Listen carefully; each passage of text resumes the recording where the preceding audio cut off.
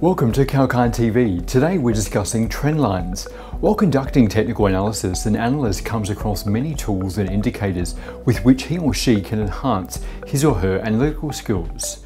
Trendline is one such tool, which is one of the simplest yet most effective ones out there, with several applications like gauging the current trends or identifying support or resistance areas. Trend lines can be used across the asset classes, and its applications are not limited to a single market or security. One important aspect of the trend line is its time-independent nature, i.e., a trend line can be drawn on any time frame chart, be it daily, weekly, monthly, or even intraday charts like 5-minute or 30 minutes. But how to draw a trend line?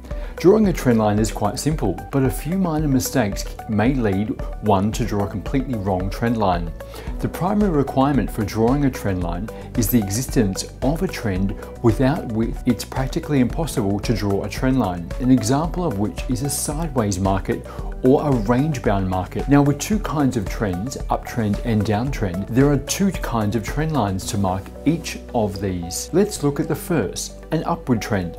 In an upward trend where the stock is moving in a series of higher peaks and higher troughs, a trend line is a straight line drawn upwards by connecting two successive lower troughs, preferably from the start of the trend. Now with the second, which is a downward trend line. In a downward trend, where the stock is moving in a series of lower peak and lower troughs, a trend line is a straight line drawn downwards by connecting two successive lower peaks, preferably from the start of the trend. After drawing a trend line, generally it's extended into the future with the same angle of ascent or descent for the future projections of support and resistance levels.